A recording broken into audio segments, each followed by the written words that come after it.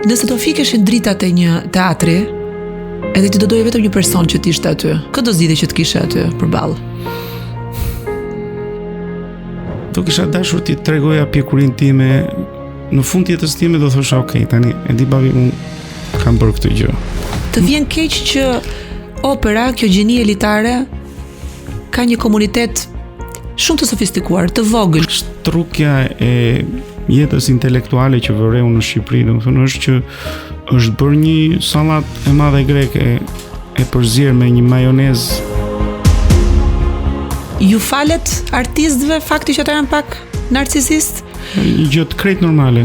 Ti, në fakt, nuk je fare i krekosur, ashtu me frak edhe me papion siç del në skenë në jetën reale. Je shumë simpatik dhe elegant. Nuk kam arritur me të thënë drejtën asgjë për momentin, kam arritur vetëm ëndrrën time dhe po mundohem ta mbaj ato sepse është konkurrenca tepër e madhe dhe e di sa keq është kur të prishet një ëndër e bukur. Cili ka qenë mentori yt në jetë? Ky zëri që gjithmonë të ka thënë. Një nga këta është dhe Luciano Pavarotti. Imagjino të gjesh idhullin tënd përballë. Dhe ai të thotë, domethënë që hajde këtu se ti ke zot bukur dhe mund të bësh një ditë. Cila është shija e mirë dhe shija e keqe e famës sipas teje? Mund të them që për një vit e gjysmë mendoja që nuk do këndoja dot më. Hyra me zëdor.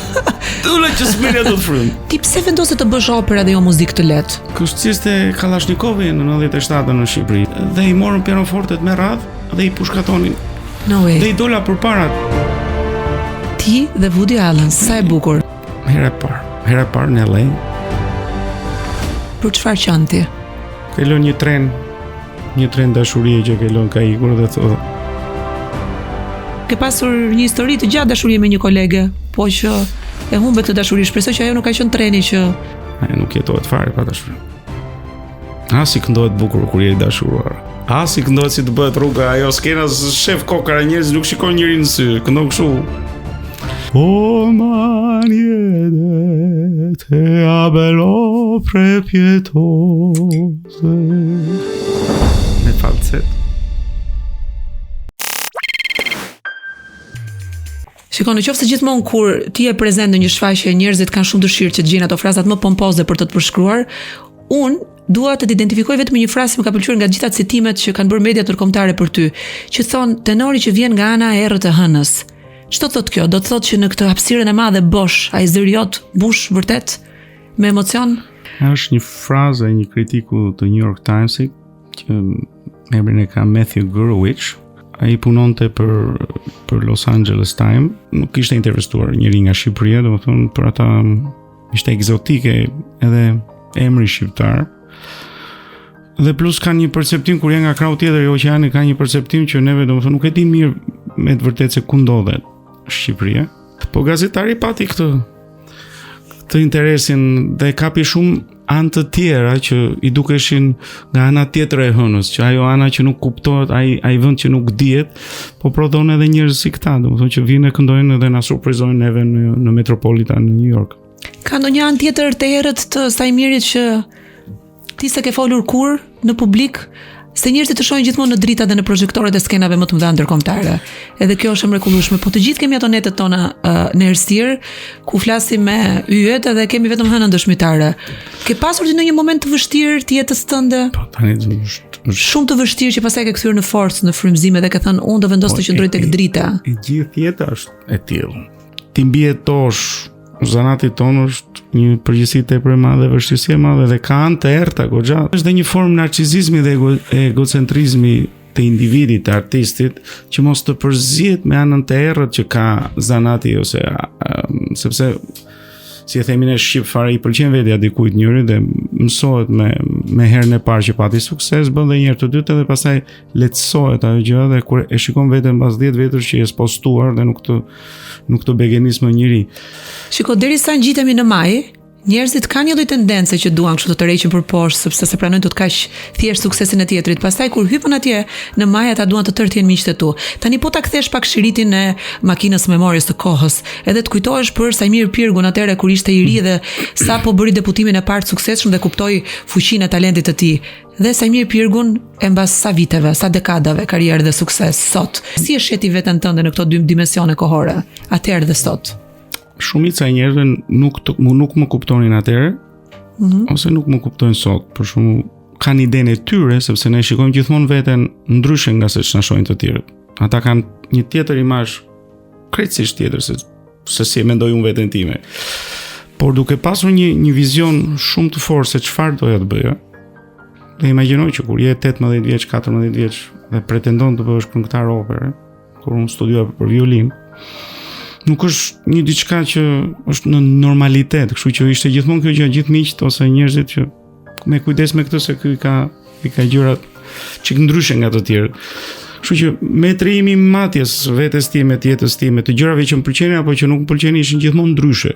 Isha gjithmonë ajo gjë çik i çuditshëm tepër direkt për t'ju ofruar kaq afër se e dinin që mund të digjeshin, domethënë të dignin dhe komunikimin nëse kalonin masën.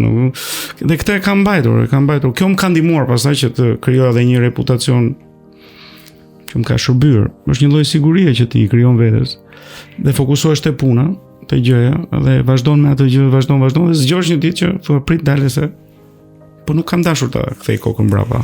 Çfarë ke ruajtur ti nga Sajmiri i dikurshëm sot në jetën tënde, nga fëmia me ëndra, nga Sajmiri, nga Shqipëria, nga Joana erët e një bote që ndronte gjithsesi yjet? Veten time kam ruajtur. E kam mbajtur se e kam dashur veten time. Kam dashur dhe e dua. Imagjino, domethënë të pëlqesh si fëmijë një art që është kaq hynor. Nuk kemi nevojë ne për muzikë. Nuk na duhet opera për të jetuar. Shiko, ju falet artistëve fakti që ata janë pak narcisist? Janë pak narcisista të gjithë, domethënë kanë këtë vetpëlqimin dhe egoizmin. Si e gjykon ti? Një gjë të krejt normale. Derisa nuk prek jetën tënde në raport me njerëzit e tjerë. Bilesi duhet egocentrizmi, narcisizmi një artisti, është e pamundur të përballoj skenën, të përballoj paktin me realitetin. Prandaj thonë që janë të marrë artistët ose janë ndryshe ose janë të crazy. Për këtë arsye, jo sepse e shikojnë botën me ngjyra të ndryshme.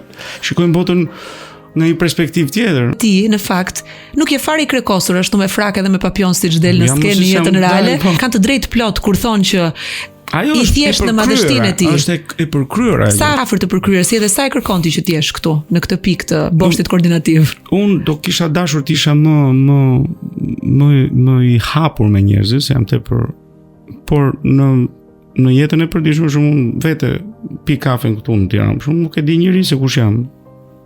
Mund të përshpërisin, mund të ketë dikë, por po unë dal e lëviz në këmbë për Tiranë pa asnjë lloj problemi. Nuk vuaj nga kjo gjë që duhet të kem patjetër një stamp që ke arritur diçka dhe duhet, sepse nuk kam arritur me të thënë drejtën asgjë për momentin. Kam arritur vetëm ëndrrën time dhe po mundohem ta mbaj ato sepse është konkurrenca tepër e madhe dhe e disa keq është kur të prishet një ëndër e bukur. Dhe që për ta mbajtur atë ëndër ti duhet të jesh në profesionin tënd i shkëlqyer, sepse bota ecën me ritme shumë të shpejta.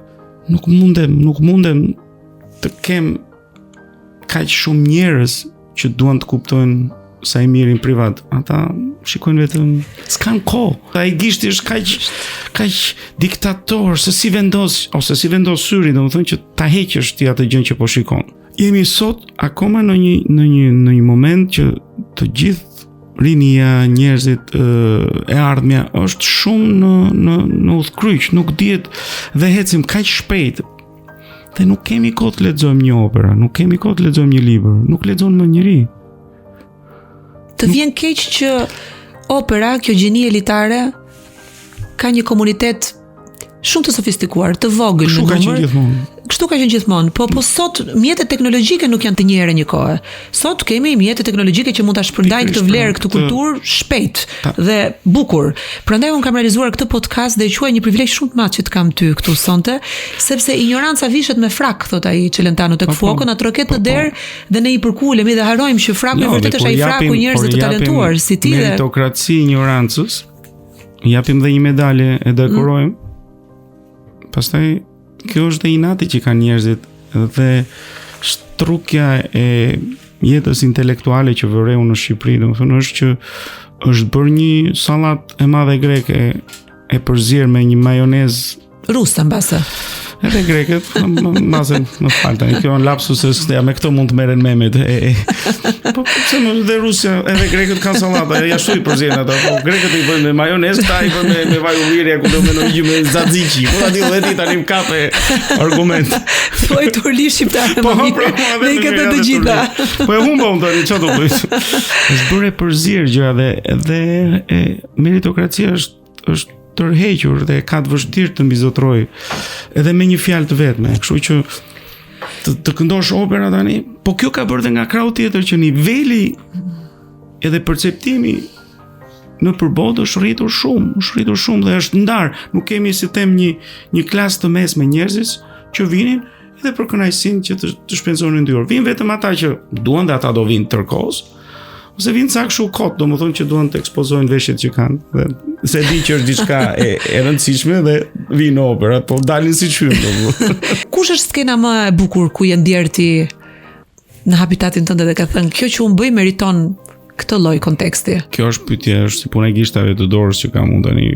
Po 13 botës ti ke shkelur. La Scalën e ke shkelur. Po, Balshojnë, po Metropolin, po Covent Garden, po nuk kam lënë gjë pa shkelur, por i më i bukur nga çdo aspekt, si nga ana akustike, si nga përveç cilësisë muzikale që nuk e ka, po çdo gjë tjetër, nga publiku, nga bukuria si arkitekturë, si akustik, është Colombo Buenos Aires. Është 4000 veta dhe midis 2 karrigeve të bëra me drast të qëndisura bukur, ti mund të kalojnë 2 veta normalisht. Sa bukur. Dhe nuk ka rëndësi se si ti këndon, majtas, djathash, i shtrirë, i ngritur në fund skenës, para skenës, ndërsa nëse do flisnim për rëndësinë, nuk mund, unë kam lidhur jetën time me Vienën, me Italinë, me Londrën, janë teatro që kam kënduar më shpesh, Zyriun, Berlinin, janë çdo qytet i madh pastaj ka teatrin e tij të madh, çdo kryeqytet, domethënë, dhe nëse ti je pjesë e asaj elite të atij teatri, mbas 20 vjetësh e kupton që ti ke bërë 2 dekada që këndon në këto teatro. Ndryshon energjia e publikut të një vendi, të një shteti nga një shtet tjetër, ke ndjerë ti që në një vend caktuar ke pasur një publik të jetë zjarrt dhe të ngrohtë që të ka dhënë shumë. Për te publikut shqiptar që e di që është publiku i parë i zemrës tënde, po them në gjithë të turë që ti bën në përbot, në kontinente të ndryshme, çfarë të bën përshtypje kur e krahason? Të bën përshtypje publiku që di, dhe publiku që është dashamirës i një gjë që shikon. Si arin ta ndjesh ti? Si musical. Po e ndjen e percepton sepse në momentin që ti mbaron arje, një arje e famshme në një publik, si them, më pak që e njeh operën, kalim thinë se nuk e di që duhet torkrasi, ndërsa për shembull një gjë shumë e bukur që ka ndodhur në Vjenë për shembull, nuk duhet më kishin duar trokitën, po më duar trokitën më gjatë për të treguar sepse ne na pëlqeu shumë kjo arje. Ja, për ato pak minuta duar trokitje them unë bëhet gjithë ajo punë. Dhe kur shikoj këtë zhanri tuaj që është tejet i vështirë, që do të jesh dhe aktor, edhe këngëtar dhe këngëtar i muzikës lirike që më duket një nga sfidat më të mëdha artistike. Kjo kam një diçka për të thënë, se kjo nuk kuptohet në perceptimin dhe e lidh tani prapë me Shqipërinë. Nuk kuptojnë që sa i miri bën role, nuk është. Po ti je aktor, ti je këngëtar, ti je balerinë, ti je këngëtar dasmash që ka një zë prej tenori, kupton? Ose që këndon. Unë jam ai që aktroj, hidhem, bien, ngrihem me role të ndryshme dhe me role dramatike dhe komedi, domethënë që janë. Dhe kjo nuk ka dalë për shkakun në Shqipëri kaq sepse kam ardhur shumë pak herë dhe nuk e kanë kuptuar, domethënë që përveç se ky ka një zë normale. Por nuk ka dalë kjo ana tjetër e sa mirë që ky ka bërë këtë karrierë, po ka bërë karrierë se është dhe aktor për këtë punë, sepse opera ka një, normalisht ne i përsërisim ato fjalët tona, të dua një 100 herë, domethënë nuk kemi si në teatr, por do një mjeshtri dhe ajo gjë, dhe këtu është karriera një këngëtari operistik. Si ta mbaj edhe anën tjetër, përveç se zërit, duhet mbaj edhe anën interpretative, performancën.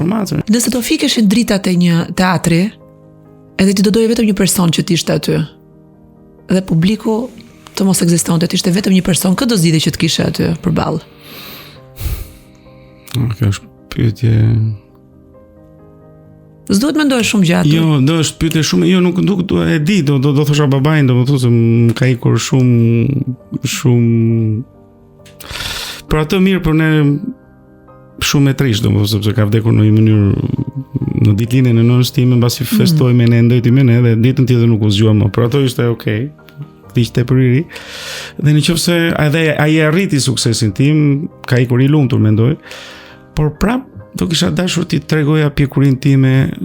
Në fund të jetës time do thosha okay, tani e di babi un kam bërë këtë gjë.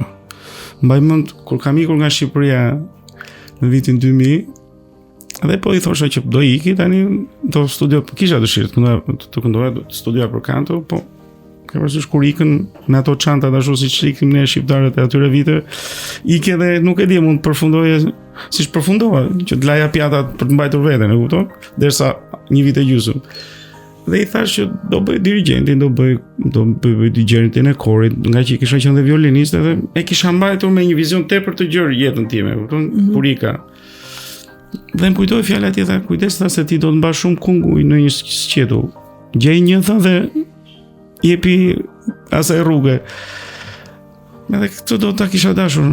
Pyetës tënde do t'i përgjigje, po do kisha dashur babain tim dhe t'i thoshej, pa më dëgjoj tani, kam mbajtur një kungu opere të madh dhe do vazhdoj ta mbaj këtë. Ti në fakt ke patur një nga privilegjet më të mëdha të jetës.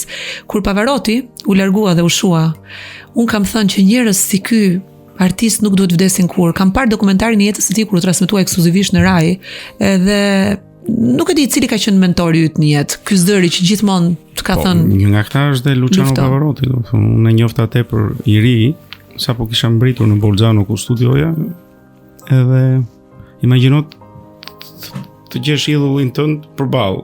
Edhe ai të thotë, domethënë që hajde këtu se ti ke zë të bukur dhe mund të bësh një ditë. Mbaroja dita e parë, ditën e dytë më merr në telefon, sa atëherë s'kishim as celular, ishin ato telefonat e mëdhenj Sony Ericsson, dhe më merr i bie në telefon, thotë, jam Luciano Pavarotti. Mendoj do ishte ndonjë kolegu im që talleshe në një. E pa imagjinueshme, edhe nuk ka thënë hajde. Dgjoj, ja se po mundojmë ta riprodhoj. Hej Sajmir, sono Luciano Pavarotti. Jo Sajmir, se më thëri se Sajmir, se shpresoj se e kapi ditën e parë emrin tamam, më thëri se Ciccio Albanese. Sa bukur. Sepse ata në Modena e kanë këtë Ciccio, e përdorin si gjë. Një tul i mirë. Një tul i mirë. Po e thon çdo kujt që është, nëse themi ne, je si tul, si bukë ngrohtë, si tul bukë ngrohtë. Piciruk për shumë, një gjë mund të thuash ti, por një person që ti e ke qejf, domethënë, edhe Ciccio vjen i kwa, domethënë, diskutohet ta thoshte një person më i madh në moshë.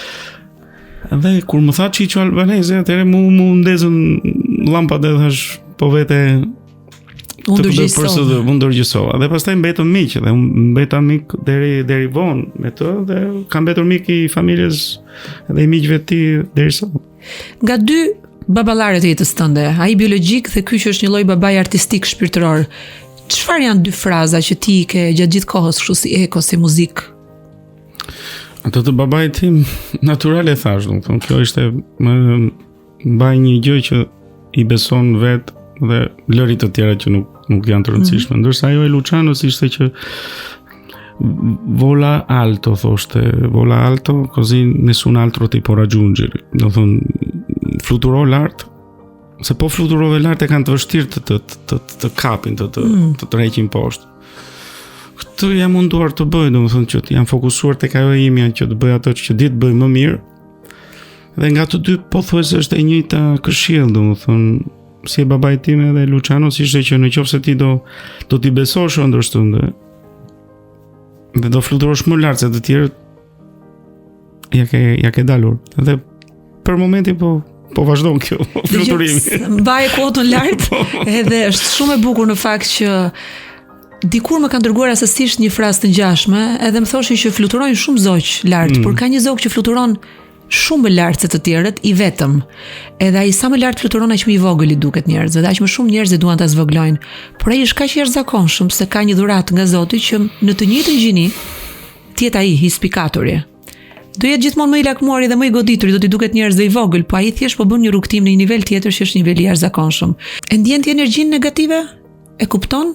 I largohesh njerëzve që me energjinë e tyre negative vibrojnë në një frekuencë ku ti s'do të shkosh.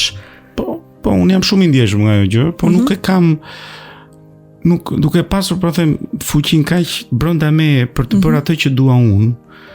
Kur jam përballur me energjitë negative, për shembull, herën e parë kur vajta në La Scala, ishte shumë problemi madh për ta, se unë bëja rolin e princit në Flautin Magjik, dhe për ta ishte që shnek ky tani doli 20 e ca vjeç i ri, tepër i ri, vjen këtu na tregon neve se si do ajo të vriste, të dërmonte. Pastaj kur dole mirë, flet puna, domethënë është carta canta, thonë italianët.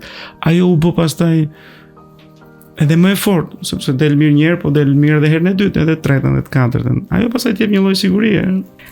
Në qoftë se ti do zgjidhje që të bëje një rol, siç zgjedhin aktorët një pjesë teatrale apo një skenar filmi që ju pëlqen ose jo, do zgjidhni një rol me tone komike, me tone romantike apo një dramë në fund dhe ai heroi kryesor vritet, se në këto role që të kam parë gjithmonë ka një vrasje, një vdekje, një tragjedi. Po për jemi gjithmonë tragjedi. Unë çka le kam, po kolegja ime Ermonela Javi ka gjitha kështu me të vrarë vret veten ose e vrasin të tjerë.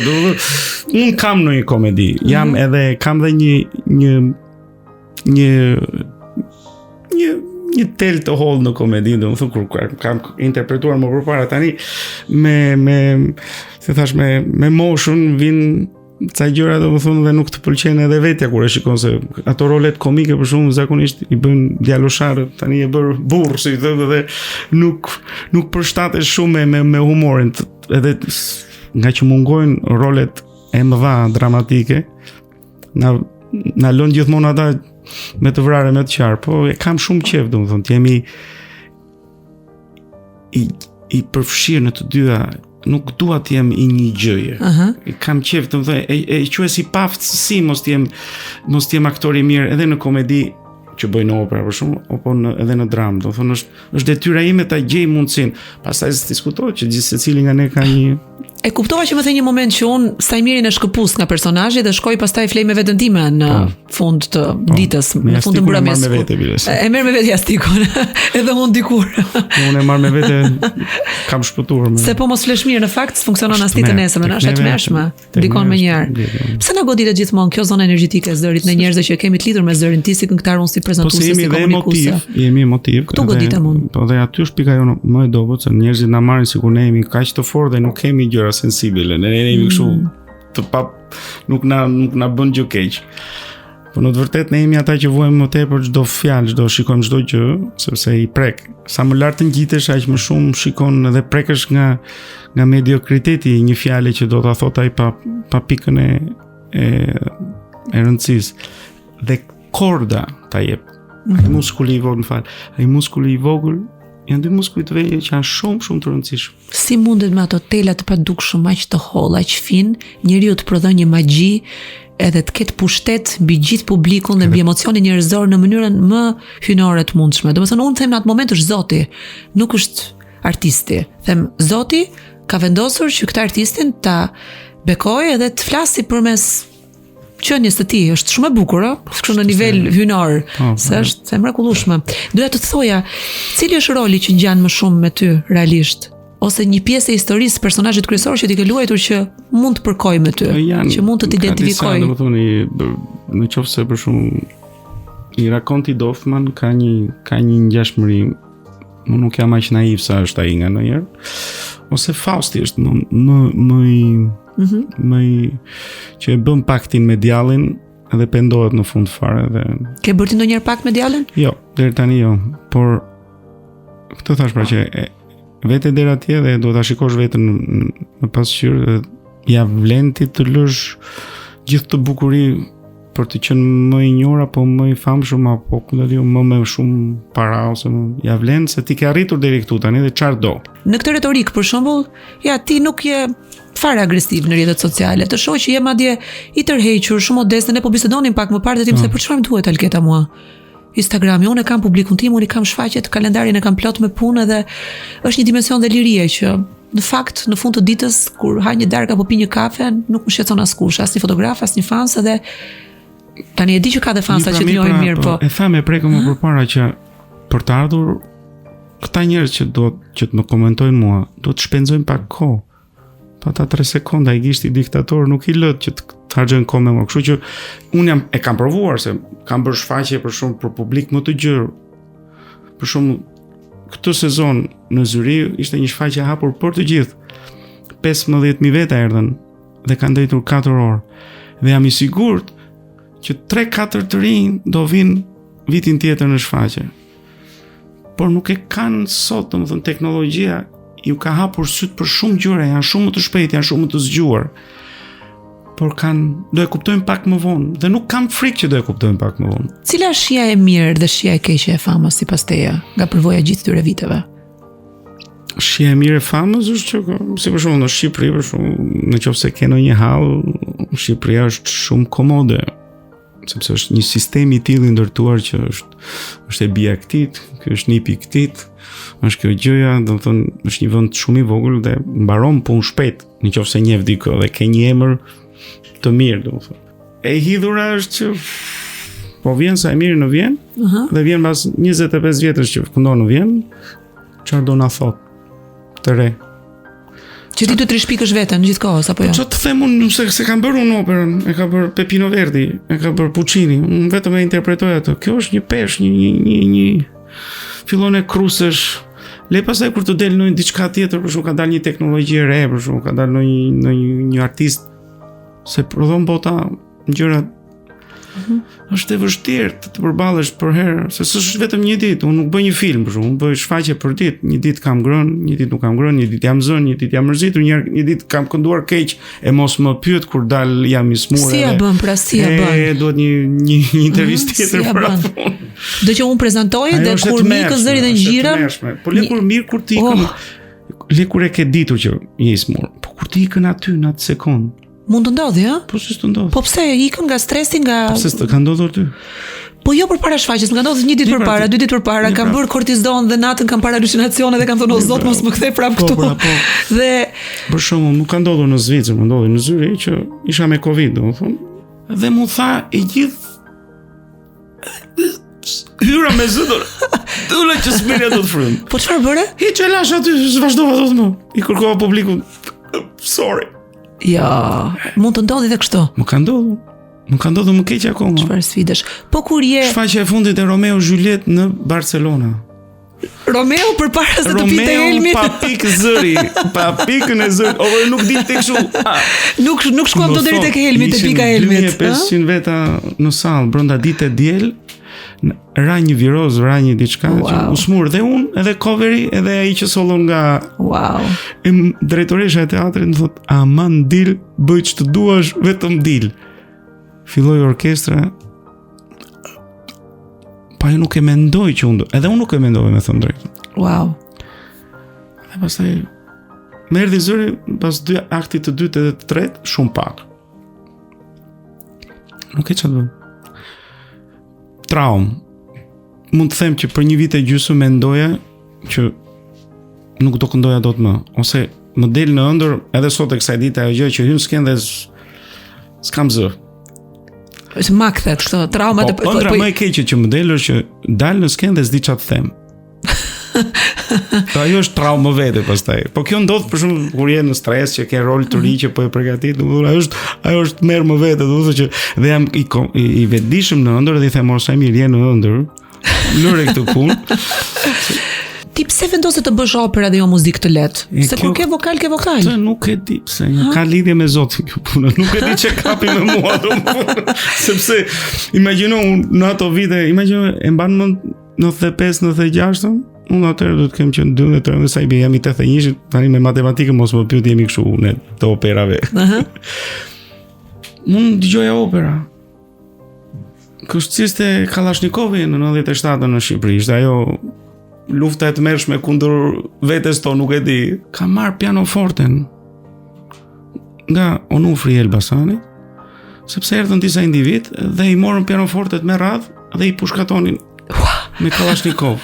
No way. Dhe i dola përpara atit individët, ma i mos se ti do ta prishësh, ta marr unë te shtëpia ime, i thash, dhe kam marrë një karrocë me kal, domethënë, dhe kam sjell në shtëpi. Kur mbaroi kjo gjururdia e madhe atë. Wow. E kam sjell prap. Ai drejtori i operës thash, të lutem, thash, ma jep. Po ti shon Woody Allen me çeke dhe mik ose Polanski, do të kisha zgjedhur që të kel pianista ti në rënojat e luftës dhe gëzhove të plumbave ti bie sa i pianos. Shumë të vështirë ti shpjegoja ç'a lufte ishte. Edhe pse po bëja unë një gest të këtij lloji. Këtë kam shumë të vështirë ta shpjegoj dhe sot nipi tim për shumë. Ti dhe Woody Allen, sa e bukur. Rastësi. Si ndodhi kjo rastësi? Debutoja në LA. në të vërtet 2006 vjen Plácido Domingo në Operën e Vienës dhe më dëgjon në një nga shfaqjet këndoja Elizir Damore dhe po planifikonin që të bënin këtë eksperimentin donte të bënte një komedi Gianni Schicchi në Woody Allen. Edhe ai po bënte casting, po zgjidhte. Duhesh një djalë simpatik, i ri, dhe që kapte ato nota të lartë që i donte Puccini. Dhe u pëlqeva, foli drejtori i Operës Vienës, bëra një casting, e çuam në LA, asnjë gërm anglisht. Debutimi im i parë në LA Opera, unë nuk dija absolutisht asgjë. Shikoja Woody Allen dhe nuk dija çfarë t'i thosha, ai fliste me ne. Woody Allen, regjizori i operës, cilës opera? Gianni Schicchi. Hera e parë në LA. Imagjino, do të thonë, opera, sa njerëz vinë në LA që të bëhen aktor dhe të punonin me Woody Allen, ndërsa unë çfarë fati hera e parë dhe nuk di si ta përdor atë fat se ç'di çfarë ti them, jam i pa përgatitur nga dhe të them të drejtën e kisha perceptuar Woody Allen si një individ që bën ca filma që unë s'kuptoj. Se unë s'dija anglisht që të kuptoja ironinë e Woody Allen. E kam marrë vesh më vonë se kush çfarë më kishte thënë, çfarë fati kisha. Si ishte autoritar? Jo, absolutisht. Çfarë bën këta regjizor? Cili është vizioni i tyre për shfaqjen? Të frymëzojnë, të qëndrojnë afër? Kanë parë botën. Njerëz si ai e kanë parë botën, e njohin botën me shumë imtësi dhe për të gjetur gjërat e tyre që u pëlqejnë që të kapin rëndësinë e publikut është tjetër nivel, do të thonë janë si the ai zogu i vogël që fluturon kaq lart dhe duket i vogël, por kur i afrohesh është gjigant. Kështu është një nga Woody Allen, Pavarotti, gjithë këta njerëz që un kam punuar, domethënë. Po Pavarotti si profesor, është një The Whiplash stil nga ata që të pushkatojnë në mënyrë artistike derisa ti ta nxjerrësh atë më të mirën tënde, apo ishte i butë, janë këta njerëz që ta nxjerrin frymëzimin në një mënyrë shumë të sjellshme, kind. Kur je një person me talent, e shikon shumë kollaj një tjetër që ka një gjë të ngjashme. Po, një të ngjashme. Shumë bukur. Edhe tani se, unë e njofta, mund të kishte mbaruar ajo gjë. Po ai nuk mund të ishte, ose e njofte ti Lucianon dhe bëre 2-3 leksione dhe ti ishte garanci që ti të bëhesh dikushi. Dha leksione më të vërteta, më të bukura që unë mund të merja dhe i mora që në fillim. Nuk pata të gavetën, si themi, që të punoje, që ta zbuloje veti. Unë e zbulova urdhë, po patë mundësi, zbatoje. Kjo është surpriza, kjo është fati më i madh që un kam pasur. Shiko, frymëzuar nga Pavarotti and Friends, nëse do kishim një Sajmir Pirgu and Friends, do ishte një ide e bukur. E bënte Bocelli në teatrin e Silencios në Toskana, një shfaqje jashtëzakonshme dhe ty do të shkonte shumë me si ide se inspiresh për të frymëzuar ky podcasti. Kë të ftoj aty nga këngëtarët e muzikës lirike dhe të lehtë. Më bëj një skuadër nga të tarë dhe ata që do vlerësoj ti shqiptar dhe ndërkombëtar. Po lëm vetëm me shqiptar se thuaj pastaj do po për shumë tani unë isha pjesë e një shfaqje në theme nivelit botëror që organizoi Vera Grabocka dhe aty interpretova me një yll kombëtar shqiptar të tonë, domethënë Aurela Gaçën, dhe mendoj me atë shtrirje vokale, me atë muzikalitet, me atë pjekuri vokale, ishte pothuajse e barabartë çdo gjë, domethënë, gjithsesi secili në zhanrin e vet, po ishte një duet tepër i bukur dhe mua më ka ngjitur shumë. Po ashtu dhe kënga që atë natë këndoi Alban Skënderaj, ishte shumë e ndjerë, shumë e bukur, e recituar me vargjet e Timos. Ishte koncerti i bërë. Ermonelën e kisha aty, kështu që nuk do bëja në një Pavarotti and Friends tjetër përveç asaj që ka bërë Vera Grabocka në këtë rast. Ishte një super formacion në fakt, dhe ajo është një nga shfaqjet më të bukura që është bërë ndonjëherë në artin shqiptar. Ajo ishte vërtet shumë afër Zotit, kështu si shfaqje, u bashkua toka, deti dhe qielli, edhe ato gurët sikur u zbutën. Çfarë të zbut ty? E bukura. Ajo më qetëson. Një gjë e bukur, një muzikë e mirë, një gjë me cilësi. Ajo me atë nuk bëj pakt. Gjën e bukur edhe ta urrej, edhe ta bëj konkurrenti im, ta bëj dhe ai personi që unë nuk e kam qef. Unë do ta pranoj dhe do ta mbështes. Qanti ndonjëherë? Shumë kollaj. Po në skenë emocionohesh nga rolet e tua? Më kanë ndodhur pak herë, si thash, nuk dua që skena të ndërhyjë në interpretim. E quaj si dobësi të një aktori, nëse ai nuk është i Zotit, kontrolloj veten. Po në jashtëkun shëtitës që udhton bashkë me ty, për çfarë qanti? për gabimet e mia, për gabimet e mia, për shembull, ka lënë një tren dashurie që ka lënë ka ikur dhe thotë sa ka budalla që kam qenë, sepse pata atë tren. Të ka lënë ndonjëherë treni në stacion në këtë sens? E kam lënë vetëm, ka lënë treni. Jo, kjo që nga shumë tragjike. Po jo, po pse është humane, pse ka tragjike, pse shiko ka ishte. Është më se po se vetë shiko sepse vetë dashuria është dram, tragjedi dhe romancë, kështu është e gërshetuar, vetë ka bërë. Më ka ndodhur që gjithë ato operat që po gjithë ato dramat që kam ka ndodhur një që më thanë prit aty te stacioni se erdha dhe nuk erdhi kurrë. Kjo që nga shumë e bukur, kjo që nga kështu për të bërë film i bazuar në një true story.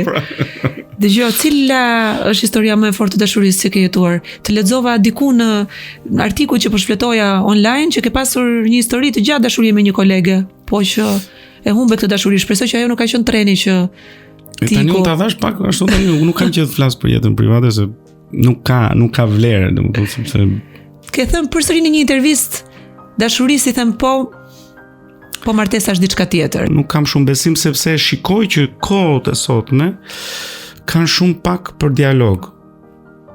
Dhe martesa do kohë siç do ai Parsifali dhe loj ngrinim, do orë të tëra bashkë bisedim, të jetosh, ta shijosh, të vuash, ta urresh, ta duash prap, ta falësh. I dim të gjithë, i kemi këto, janë pjesë edhe nuk përputhet shumë edhe me jetën time të përditshme, është tepër e vështirë domethënë. Edhe sidomos kur jam mësuar kaq shumë me veten tënde. Po se do na ngelesh ti beqari i përjetshëm? Po jo, se jemi kaq shumë. Shiko, është një film një gjithon atyre që vetëm anë, jo nuk jemi të tjerë, jo. Mos ma qaj hallin. Dëgjoj, është një dashuri që ndodh në Guinea, është një film interesant shumë. Shaj vajza me ngjyrë, tani nuk më kujtohet titulli i filmit, edhe i thot atij djalit në fund që dua të martohem me ty, po jo në mënyrë institucionale, por përpara Zotit. Edhe unë kisha fjalën fakt për këtë lloj martese, se unë martesën nuk e shikoj si një martesë institucionale, shikoj si një martesë shpirtrash, kupton dy shpirtra që lidhen. Shikoj tek edhe përputhja me shpirtin dhe përputhja me kuptimin që ti do doje që personi që të ke në krah të kuptonte pjesët e errta të hënës. Sepse është ajo që do ta dëshiroje ti sa i mirin edhe në ditën që nuk është prezent me ty. Duke qenë edhe aty, po e ka mendjen ku ta di unë diku tjetër. Si mund të zbresësh ti nga egoja tek zemra? Shumë kollaj. Pse ti je shumë egoist kur bëhet fjala për pasionin më të madh jetës tënde, vokacioni yt është zëri, talenti. Do një person harrojë gjërat e tjera. Po çfarë të bësh? Do të vijë ajo të thoj me ty, mund të ketë një profesion tjetër. Ajo manifestohet sot. Ajo do manifestohet. Dashurinë do ta manifestojmë sot vetëm kur të vihesh rrugës. Ka ndodhur do thoshte vera gjëja. E keqja, e bukur dhe e keqja një të gjës është tek liria. Nëse kërkon ti nështrohesh, ti imponohesh një gjëje me veten tënde, unë kam mësuar që liria është çelësi i sekretit të dashurisë. Po mund të jesh i lirë duke dashuruar personin e duhur, apo jo? Patjetër. Dhe duke njohur limitet e tua dhe limitet e palës tjetër. Lirisë tënde, e kisha edhe lirisë që mund t'i japësh dashurisë. Sepse sa më shumë liri do t'i japësh, aq më tepër do të dojë. Në ç'kuptim? Në të gjitha kuptimet. Se si tash hyn tek individi, tek egoizmi jot i përshë kontrolli, posesioni, domethënë doj që ta kesh të tënden atë gjën. Po e le të lirë. Mund ta kesh tënden, ti thua je imja duke qenë lirë. Se sa do mendoje që e kisha aty dhe nuk është e jotja. Si është ta dashurosh Sajmir Pirgun? Nojoze, si them nojoze. Boring e mërzitshme. Duhet durosh shumë. Po s'ke kohë për unë vetëm sot s'kam pasur kohë për njerëzit e mi. Nipi më erdhi 2-3 herë, gjaxhi më kapi. Po jetohet mirë pa dashurinë? Nuk jetohet fare pa dashurinë. Si këndohet bukur kur je i dashuruar. Si këndohet si të bëhet rruga, ajo skena shef kokara, njerëz nuk shikojnë njërin në sy, këndon kështu. Ku ka gjë më të bukur se sa dashuria? Kur je i dashuruar është çdo gjë me ngjyrat janë kështu. Si në Australi, se në Australi dielli është më i fortë. Ashtu mendoj dhe unë. Jam plotësisht dakord me këtë. Kur ti thyesh në dashuri, çfarë ndodh me ty me emocionet e tua? Si e përjeton apo thjesht hyn në një portë tjetër dhe del nga një portë dhe jeta është një cikël që si stinët ndron edhe emocionin njeriut. Je kështu dramatik, melankolik apo kthen faqe shpejt? Vështirë, jo. Se po kam vënë gishtin tamam, kështu që nuk e vuaj normalisht e vuaj sepse edhe faktori për shkak që nuk ka zgjatur ka qenë gjithmonë profesioni im. Se viti i parë okay, viti i dytë okay, se viti i tretë ishte e papërballueshme. Kur i kalon 40 vjeç. Edhe parashikimi moti duket i mirë për të sjellë një jetë fëmijë dhe për të riprodhuar veten. Ku jeti me fatherhood, me tani do na dalin në një rrugë vetëm kur thot oba. Ku jeti me këtë dëshirën për të qenë baba, për të riprodhuar veten tënde në një version më të mirë? Kam seriozisht këtu momentin. Jo, thon seriozisht e kam pyetur në fakt. Do dalin në një që do thot oba, kështu që nuk e anashkaloj fare. Jo, unë kam fjalën jo për fëmijët e rastësisë, po për fëmijët e dashurisë, jo për fëmijët e kompromisit, familjar. Po për ata fëmijët e vërtetë të dashurisë, kur ti do ta riprodhosh jetën tënde, ta përzgjesh gjakun me dikë që e do shumë, për të sjellë një version më të mirë të vetes tënde në jetë. Jam rritur me një familje, jemi dashur dhe duhemi kaq shumë dhe kemi bërë shumë për njëri tjetrin. Dhe do ta dëshiroja shumë. Për shembull, unë jam binjak dhe do ta dëshiroja për shembull që kisha lindur 2 binjak, do ishte gjë më e bukur. E ke gjetur qëllimin dhe kuptimin e jetës tënde? Ka qenë kaq i lirshëm ai krijuesi, domethënë që më ka dhënë kaq shumë sa jam ka qenë zemërgjër. Jo, jam ndihem i vogël se çfarë do bëj unë për të. Si t'ja shpërblej unë atë tani që ai ka qenë kaq i madh me mua që më ka dhënë mundësinë që unë t'jap një gjë kaq të bukur njeriu. Imagjino të jap një ndjesi me zë. Dhe zëri ka një pushtet kaq të madh që të depërton, vjen te ty, kalon ato 100 metra ose 200 sa në teatrot e më tha, ç'të bëjmë me këtë? Nuk si ta falenderoj unë Perëndin për këtë gjë. Ti e bën çdo ditë këtë duke na lumturuar ne që të duar trokasim dhe të ndjejmë. Dhe ne ta japim duke të dhënë vlerësimin, duar trokitjen dhe dashurinë tonë që ti të vazhdosh dhe të jetosh sa të kesh jetën në skend, këndosh, të kesh forcë për të kënduar. Do ma këndosh një gjë të vogël këtu, ekskluzivisht një karuzo do doja. Po s'e dua. Të ndodhi përsëri edhe këtu, ë? Ju pafshim. Dëgjoj, nuk do ma bësh të voljo ben asaj, vetëm një të vogël, po të përshpëritur, nuk e dua të kënduar kështu si në një sallë të madhe teatri. Po pse atë do të këndoj? E dua shumë atë këngë. Po se Luçeva Lestele, po mos është shumë e fortë për këtë studio. Jo. Apo Vinçero, nessun dorma. S'më kam zë. O dolce principessa. O dolce baci mansuete pure, o maniedete abelo prepietose. Me falset. E përkryer. Të falenderoj nga zemra shumë. Të kam rrëmbyer nga koha intensive që ke përpara koncertit të radhës. Faleminderit shumë. Ikëm, natën e mirë.